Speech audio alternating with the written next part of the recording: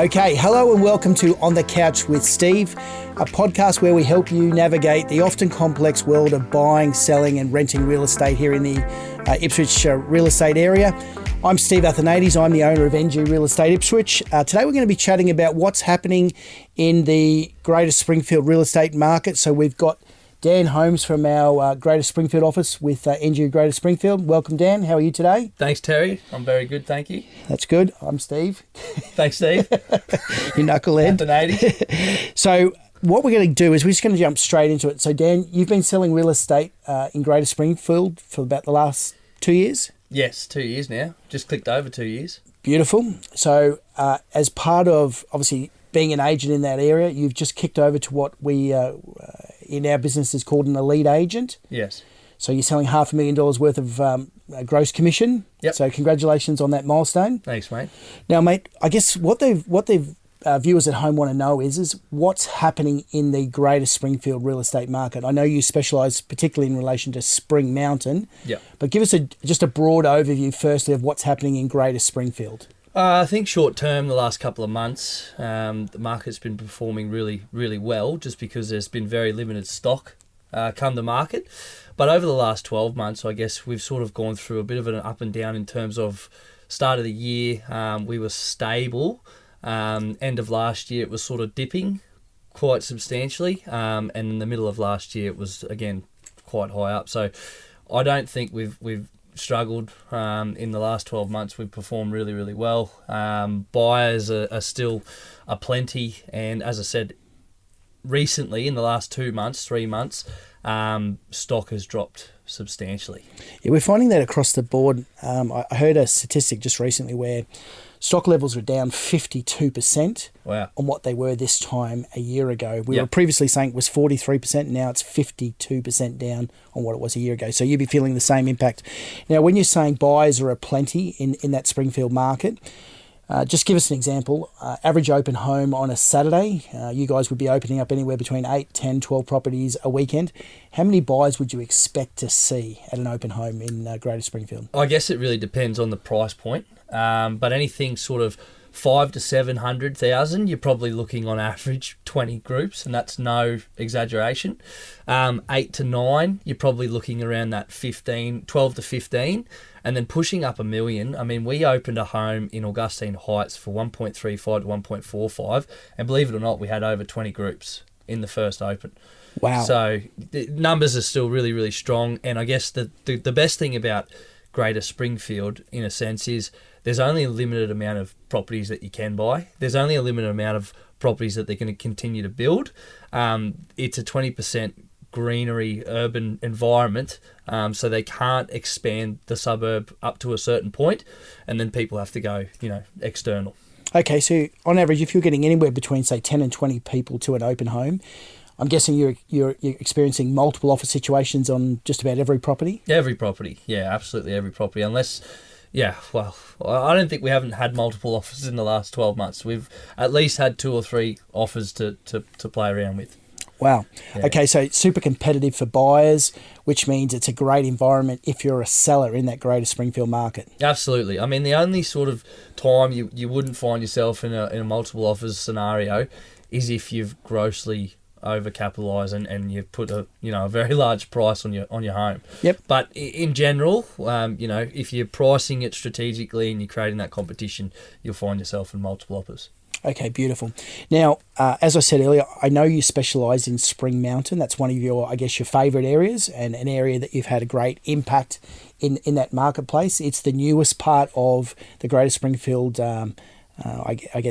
environment there. Yep. What's happening in Spring Mountain? Yeah, there's heaps, mate. Like as you said, I guess you don't really appreciate a new home until you're in a new home. So I think that's been the big driving force. It is the newest suburb throughout Greater Springfield, but then also it's combining the convenience of location. It's probably the closest suburb to what will be the city centre, and a lot of people are starting to get educated around what's actually coming to Greater Springfield, but it will be a city.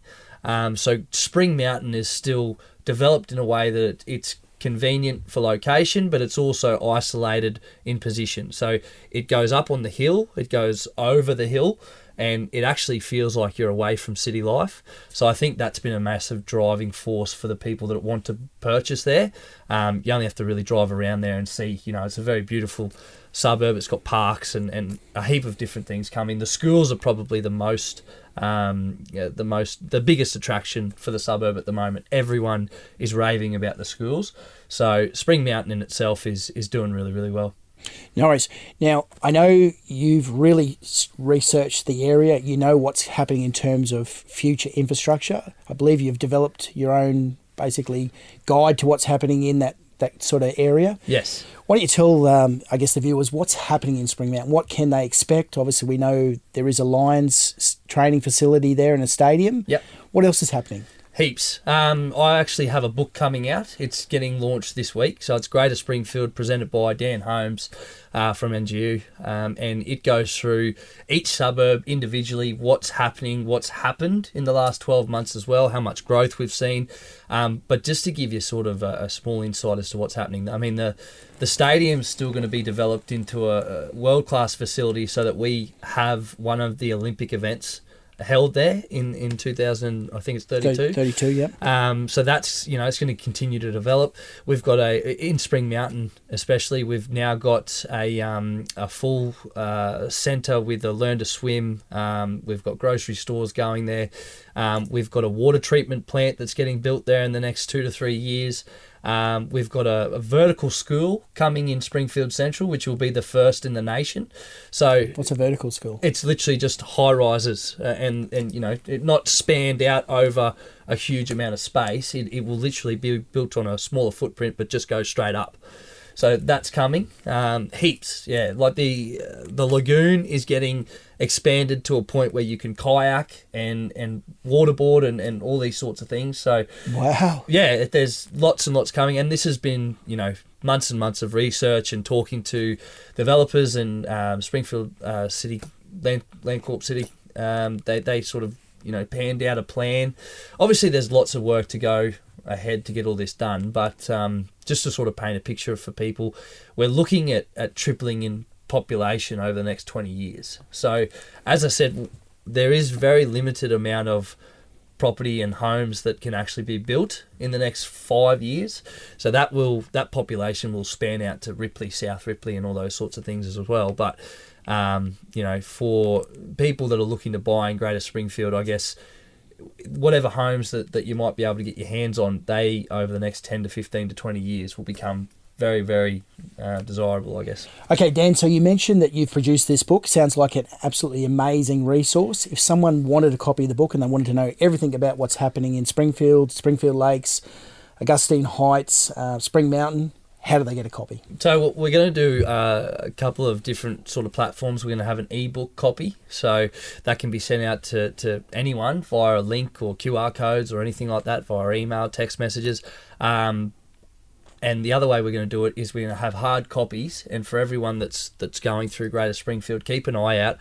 There's a section in the book that's called Dan's Favourites, and in those favourites are listed cafes in each suburb. So we're going to have some hard copies out in the Greater Springfield region at the cafes, and if you're lucky enough, you might be able to get your hands on one. Beautiful. Like, it sounds like an amazing resource. We talked a lot about what's happening for sellers. If you're a buyer trying to buy into any of these areas in the Greater Springfield area, what's your tips to buyers? How can they increase their chances of securing a property where it's obviously super, super competitive? In all honesty, Steve, my tip, and it's a little bit external to what a lot of other people tell buyers, is just create a relationship with an agent. And if that means you go to every single agent, then do that. Call up every single agency throughout Greater Springfield, tell them what you want. I mean, don't be a pain in the neck. Just be polite and say, listen, I'm a serious buyer. I know you've probably got 1,000 of other people telling you the same thing, but I'm going to give you my information. If there's some sort of automated system that you can put me on, that'd be great. Otherwise, we'll check in with you in a couple of weeks.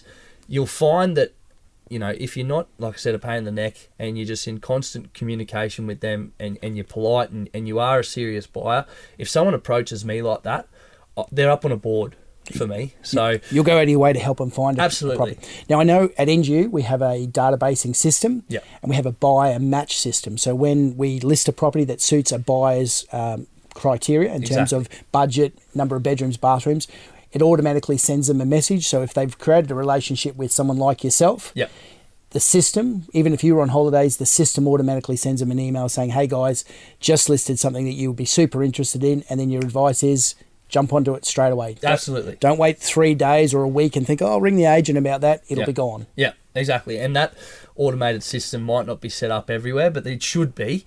But we do that. And I think it's an amazing tool. Absolutely awesome. All right, well, guys, thank you so much. Thanks for tuning in to hear and see more about what's happening on the couch with Steve. Obviously, make sure you subscribe to the link here below. Special thanks to our guest here, Dan Holmes from our NGU Greater Springfield office. Thanks, Dan. This was awesome. Thanks, Steve. If you have an opinion about the topics that we're discussing here at any time, obviously we're extremely interested in hearing your thoughts. So please share those with us, and please stay tuned for more On the Couch with Steve.